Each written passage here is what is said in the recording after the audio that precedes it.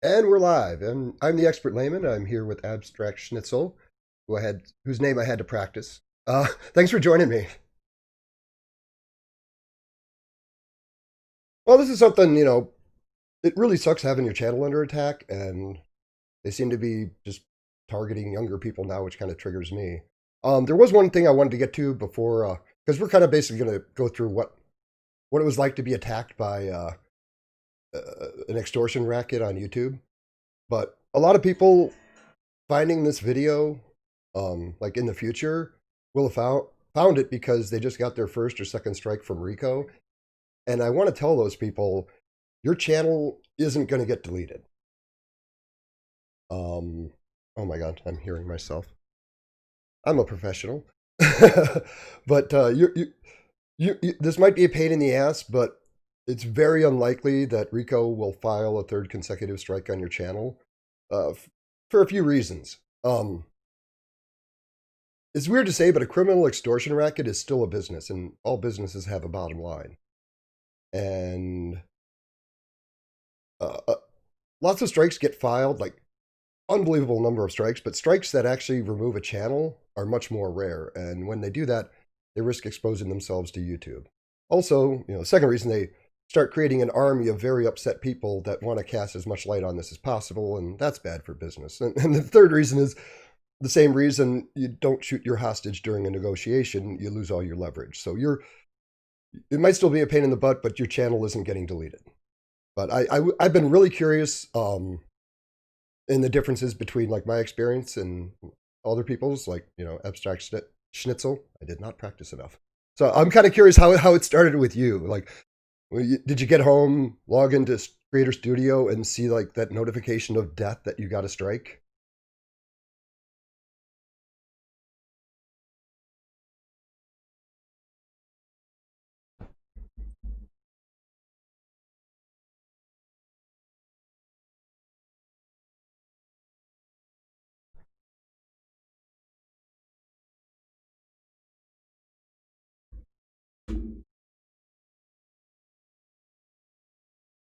Hold on a second. I am not seeing your audio come up. I am really sorry about that. I don't know why it's not being picked up with the desktop audio. Oh my God, did it? I am very sorry. I think it put me in streamer mode even though I told it not to. I am very, very sorry. No, it's a problem on my end. I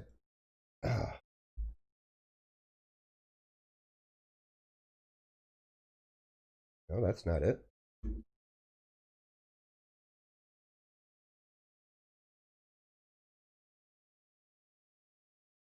Damn it. I have no idea why it's not picking you up. It should be picking up with the desktop audio. Uh, well, do you have any ideas for getting my streamer mode turned back off again? Okay, I think I can.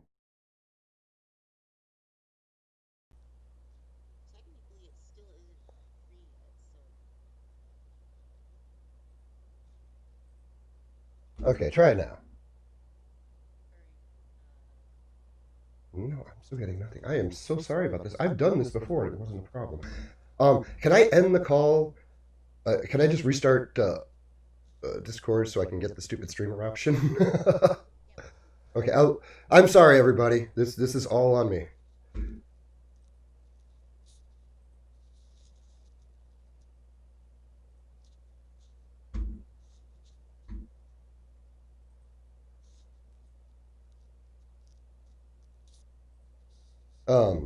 Dead air.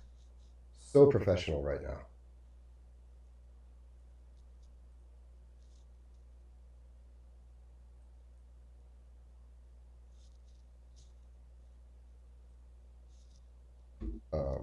You're gonna restart the call. And yeah, I really wanted to hear this. I was almost tempted to pretend that I didn't see that his uh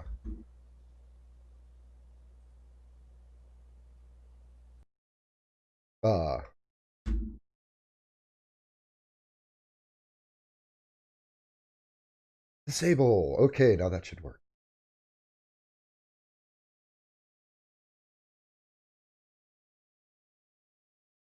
Okay, say something.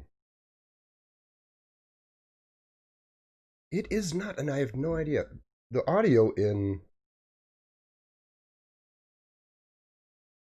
It's because I'm on my headphones? Because I never used headphones, but I wanted to be like professional. Okay.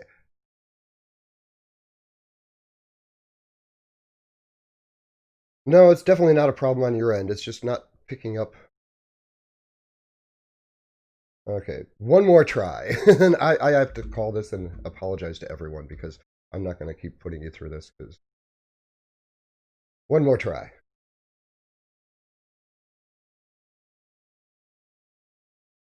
And now I'm hearing nothing.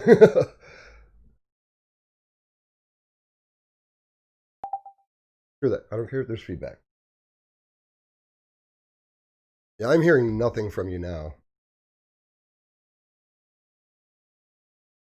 Okay. Wait, I heard something. Oh, you I hear got me? I got you. You're here. You're live. All right. Boom. Okay. Are we still live? Yes, we are, and we're good now. For some reason, using the headphones made it not come through Discord for some reason. Yeah. Okay, Okay. I am so sorry. Please continue. All right. So yeah, talking about my how it all started. It started in 2018 December. I saw that I got a strike on a video that I made. This video was a video that I technically didn't own, but it also wasn't a video that had copyrighted content in it. So I didn't really do much to it. I just kind of emailed the person who striked it and said, sorry, my bad. And I thought that was the end of it.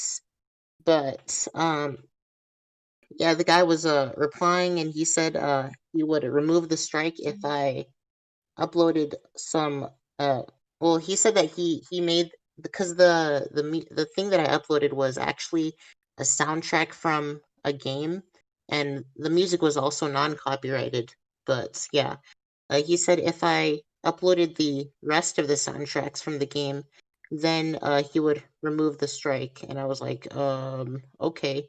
So I uploaded a few more, but then I didn't get to all of them because I didn't really have access to all of them. And he was like, tell you what, um, I own a or I work for a company that makes music, and if you you can forget about the other soundtracks. You can forget about those. And he's like, "Oh, you can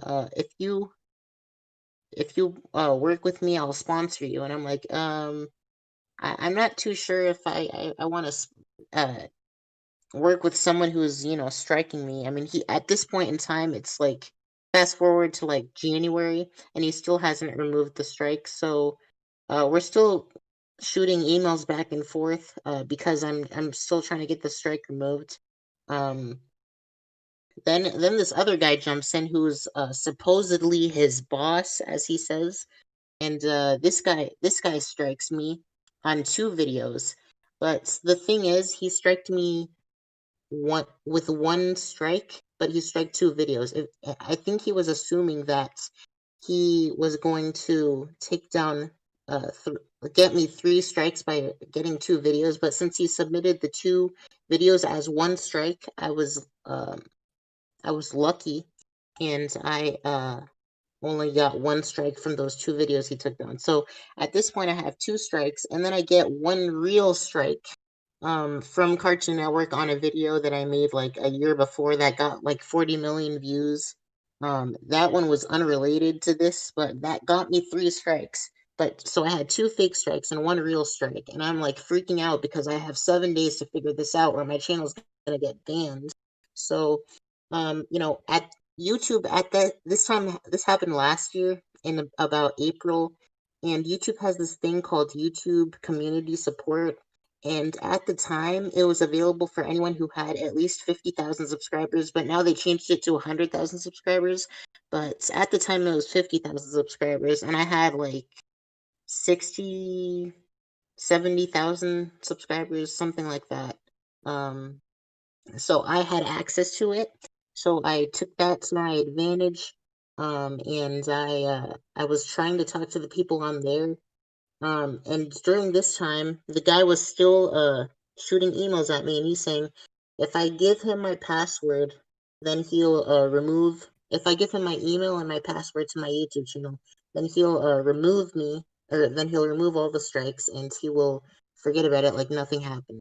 And he's still claiming that all the content was his. It probably wasn't his. He probably just knew that I didn't own it and thought that I was just some little kid that was gullible, but he was wrong.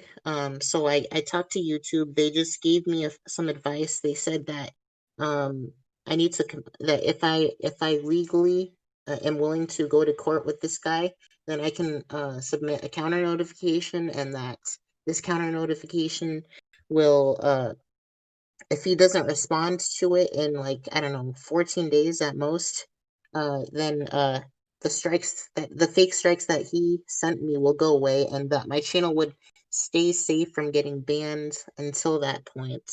Now, instead of taking 14 days, it actually took a month. Um, and it probably would have taken longer if I didn't say anything about it. But then at the end of the month, when nothing was being done, and I was still on the brakes of my channel supposedly getting banned. The guy or I emailed YouTube again, and they took care of it. They got rid of the strikes, and I thought everything would be okay. But after those strikes got removed, I only had one strike, and it was the one legit one that was actually legit. But I got shadow banned from YouTube because I had three strikes. Apparently, YouTube shadow bans people who get three strikes. And I got shadow banned, even though two of them were fake and they got removed. So I got shadow banned for 6 months, which meant that YouTube was not promoting my content, which meant that I was constantly losing subscribers, and I was not really getting my content promoted. I wasn't really getting a lot of views. I used to get like a few thousand views per video. Then at this point, I was getting like a few hundred. And then after 6 months, after I finally got unshadow banned, I just stopped uploading for another 4 months. And then it took quarantine in March to get me to upload again. And now I'm starting to get things together with my new series, but this fake strike, this copyright extortion, uh, really screwed up my channel. And even though the guy who was striking me didn't get access to my accounts, he still won at the end of the day. If his goal was to either take me down or take control, he took me down at the end of the day. And there's nothing I can really do about it other than keep going. So yeah, that's my story. That's how I had to deal with those fake strikes. That it's actually really, you just had some really really bad luck that there was a real strike mixed in there, because the scam works by making you think that your channel is going to get yeeted, but if a real strike comes through at the same time, you're in a lot of trouble. Yep. And it really sucks that you basically got throttled due to no fault of your own. Mhm. And it's actually fairly rare that a legitimate copyright holder will actually go through the effort of striking a video. It does happen, but. Yeah, actually, the legit one, that's another story in itself because um the Turner is the company that owns Cartoon Network. They also own a few other companies like CNN and a few others that I don't really remember, A lot of nor others. yeah, a lot others actually.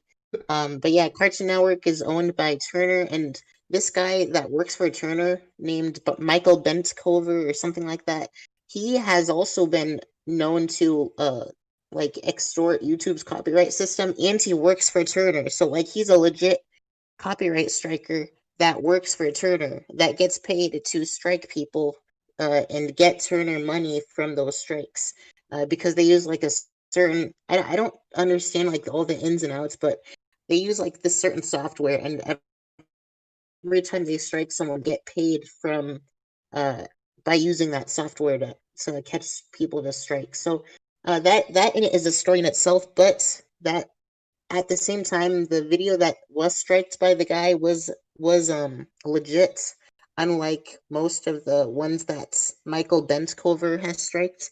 But yeah, that's another story in itself because that situation was separated from the other one with the guy who was trying to get my password.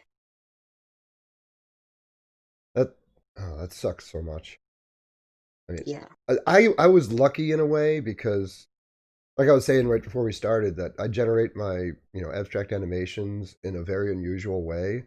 So like the video that they went after was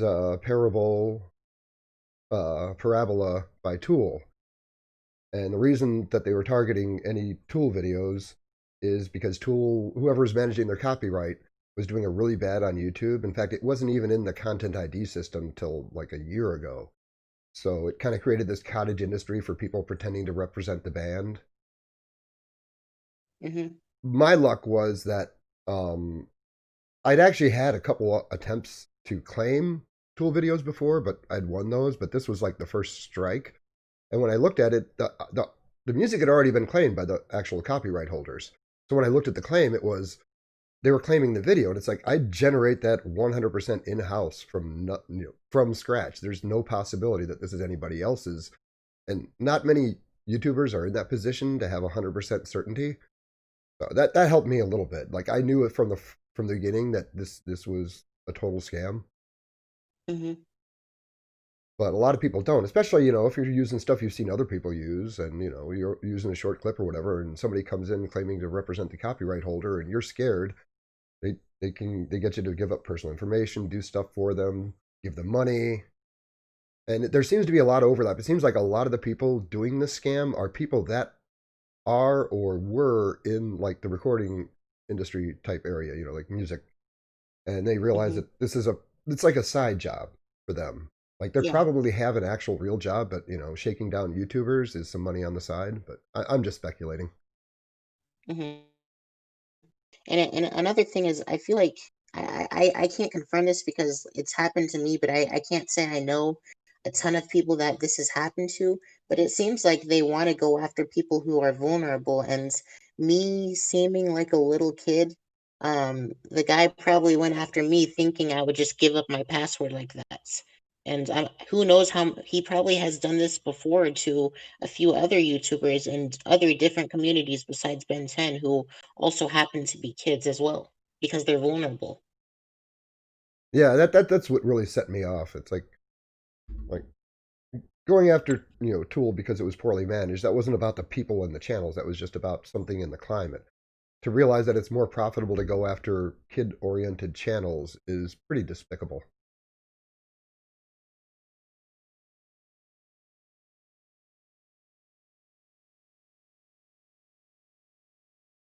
Yo, can you hear me? Yeah, yeah. I was trying to figure where I wanted to go next. Um, Okay.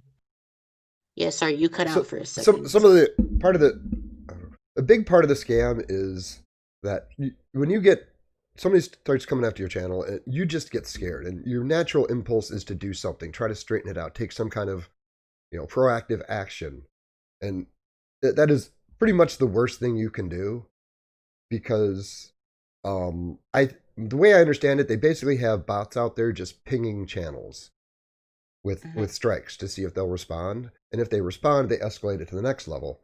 And then if you respond in another way, then you're actually dealing with a human coming after you. But I don't think the humans even are aware of your presence if you don't respond, which is why if you don't mind losing a video, sometimes it's best to just lose that video so that you don't put yourself on their radar. Hmm.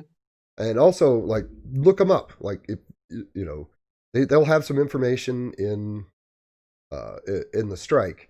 And if you look it up and it's just like a splash page that's pretending to be like a company that represents, uh, artists and stuff, and if you go to a website that's real, they're trying to sell you stuff. They're trying to brag about who they have. It looks like they're trying to sell you something. When you go to a splash page where it's just like almost nothing there, and then you look up the address and it's a post office box in a building, you're like, okay, this is definitely a scam. So there's some things you Yeah. can do to see because you don't the tactics you use really depend on whether it's legitimate or not, and it's Hmm. almost best not to respond. Yeah. And actually, now when you mention like splash pages and all that kind of stuff, I actually looked up the name of one of the people, like the first guy who striked me with the fake strike. I looked up his name and I couldn't find anything. And the guy said that he was a music composer and that like that he owned the music and everything. But when I looked up his name, I couldn't even find like a SoundCloud or anything. So I asked him if he had a SoundCloud or anything, and he said no, and he just said that he made a few tracks for some mini clip games and stuff, but you'd think I would have found like a LinkedIn or like I don't know, a LinkedIn or some kind of social media with his name. I just Googled his name and couldn't find anything. I mean, I can find myself on Google, but I can't find this guy who supposedly is works at a professional company and composes music. That's also another sketchy thing. Yeah, I think it's basically the losers in that industry found another way to make money. Hmm. But then, like, I don't, it's really important to be certain whether it's legitimate or not because how you file your counterclaim will depend on that a lot. Like, if they're not legitimate, all you're doing is handing a scammer personal information, Yeah, and they and will not only use it to try to harass you, they will group those together and sell them off so that you can get like basically scammed by other people. hmm So, like definitely. they get a call like in the middle of the night, like pretending it's from like your local city, like just to mess with you. that and I actually did have a guy call and I didn't answer. I wanted to record it and use it later. I didn't end up using it, but it's like I don't think the guy who was calling was actually part of the scam. I think it was like a legitimate uh collection person that was just working on like contract or something. Hmm. I guess the point is like uh pe- people need to know that the scam is going on and it's like messing with a lot of people. And it's I don't know. Yeah. I'm 46 years old and I just make stuff I like and occasionally other people like it. I'm not like I don't have the same level of like investment in the channel and it freaked me the hell out. So I don't know. Yeah. I imagine what other people are going through. It's like having your world destroyed. And another thing that would really like a good way for YouTube to even just prevent this from happening is if they limited the power that these copyright holders had. If they didn't make it so easy to submit a strike against a random person who, like if you're a nobody, that would make that would prevent a lot of this stuff from happening. If the guy, I don't know like what kind of proof he just showed YouTube to say that, oh, I own this video even though I don't. Um, and if this happens it happens so commonly that YouTube should do something about it, but since they don't, it's gonna keep on happening until they do something about it.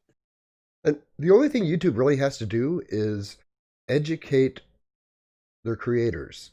Because as weird as it sounds, the system is balanced, but when one side knows how the system works and the other side doesn't have a clue, that's not balance. So they don't even have to change any of the algorithms or hardware or anything like that. All they have to do is let creators know how to properly represent themselves when they're under attack. I think the reason YouTube doesn't do that is because if you really know your way around from our side, you can start scamming the system. And I'm not going to name any names, but there were some people recently where they would just like basically straight upload other copyrighted content and just leave it on private because the content ID match will come through, and then you can, if you know what you're doing, you can challenge the content ID, and unless they take you to court, you get to monetize that video. So I think YouTube is afraid of letting creators know how the system actually works because then scamming would be happening on the other side. But I don't know. I'd like to see a balance in the scamming. Hmm. That's an interesting way of looking at it. It's I guess that makes it difficult for the right kind of people to know the right kind of information in that sort of situation. Well, I did a. Occasionally, I'll come across music where they just have it blocked, and usually I'm good at testing the music to make sure it's okay before I put it in a video. But sometimes I forget. I'm like in the I've already got it done, and it's like, oh no way. and I I actually challenged the block because I wouldn't like try to challenge it just so that I could monetize a video, but I just wanted to have the video up. So I actually challenged it because it's, highly transformative and I'm not really competing with the original.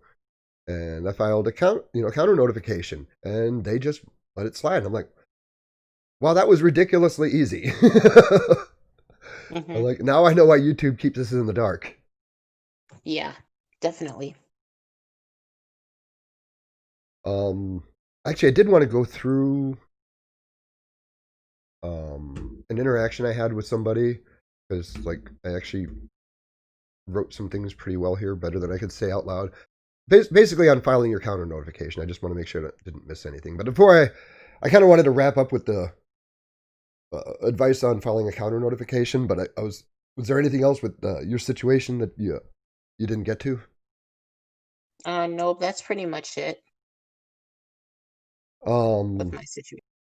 yeah, occasionally people will find that short video I did doing my little victory lap because I got my videos back, Hmm. and they'll like, message me on Discord, and like I'll help them through stuff.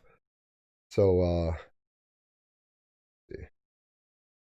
okay, I said that already. I said that already. Yeah. If you're sure it's fake, just do not respond except to file your counter notification. Don't respond to the emails. Don't send them messages. Don't try to negotiate with them in any way. All that does is just you're basically flagging yourself as a target. But again, this is only if you're certain that it's not legitimate. Yep. Um, Also, if you have if they're if you're using copyrighted music in the video already and it's already been claimed, and then they claim the video in your counter notification, what you can do is go to the actual like original video where it has the copyright information for that song, and you can pretty much just copy and paste that into your counter notification for like, okay, the audio is licensed from these guys, and I made the video, so uh, but if there's no other content ID matches on your counter notification, you don't have to do that. Um,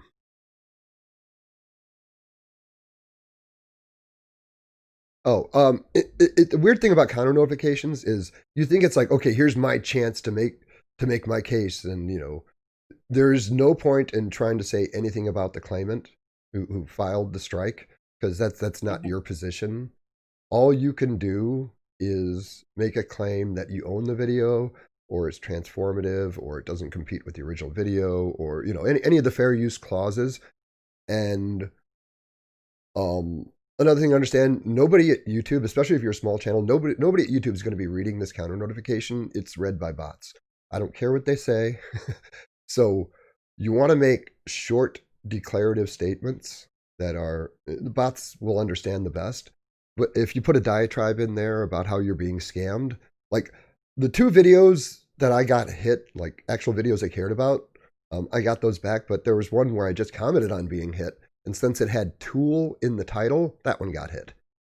Um, but on that counter notification, I tried to like make, I wanted to say, if there's anybody at YouTube reading, there's no way they could read this and just let it slide. But, since I got too wordy and off topic, they bounced it. I didn't really care because it wasn't like an art video.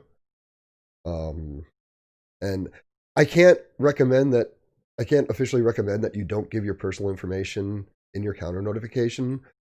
But I will say, if you're certain they're fake, um, you probably don't want to provide that.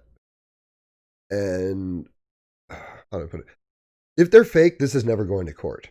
But even if it did go to court, any judge who's seen what gets a look at what the scam is going on, I think they would understand your need to protect yourself. Hmm.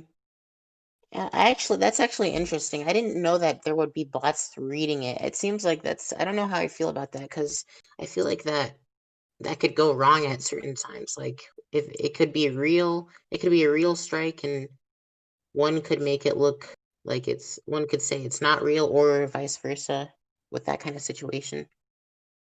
That's why it's like I say like do your homework. I mean, if it's a real strike, you should be able to find the company that it came from. They'll have a website. They'll have an internet footprint that isn't just like window dressing.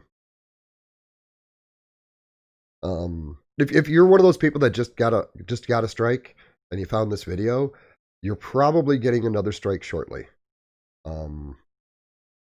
They like in your situation, the scam doesn't work if you file 3 strikes, but you were unlucky in that you got a real strike in the mix, and they had no way of knowing that it was there. So they kind of broke their own scam.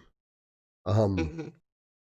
And if you have a video, get a strike in a video, I don't know if it's strictly on titles. It probably isn't. But if there's something unique in the title of the video that was struck, you probably want to avoid that in the future. It's really about staying off the radar. And Hmm. all this is a pain in the ass, filing counter notifications. How do I say this? Basically, dealing with this, like with YouTube, is the easy part. The hardest part is just sitting around and doing nothing, because that's typically the best strategy for dealing with this. Your instincts are telling you to like do something, and you got to do like the opposite. Hmm. Um,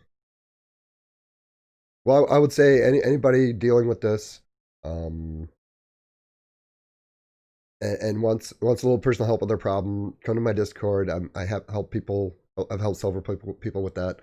Um, I really want to thank Abstract Schnitzel for doing this with me, and I will say your name right eventually. Yeah, I'm happy to be here. Thanks for having me. I'm always like happy to help out other creators. Even though I don't really know a lot of people this has happened to, but I would always be happy to help anybody who is having this sort of situation. Because I would hate for like someone, a victim, to actually give out their password or to actually delete their channel or something like that over something like this that is faking the whole uh in the end, you know. Yeah, well, it's all about scams are most profitable in the dark, and putting some light on it is the best way. What do they say? Sunlight is the best disinfectant. Hmm. Uh, okay, well, thank everyone for coming in and watching, and again, thanks. I'm just gonna call you Abstract so I don't screw up the second part. Yeah. Oh, and the background. Um, I'm like a boomer video artist, and so I took like something from the main, element of my channel and something from the main element of your channel, and literally blended them together. There is actually a video set Hmm. to some boomer metal on my channel if you want to see a more intense version of it. But thank you all. I am going to end the stream now, and everyone, I hope you have a great day. Peace out.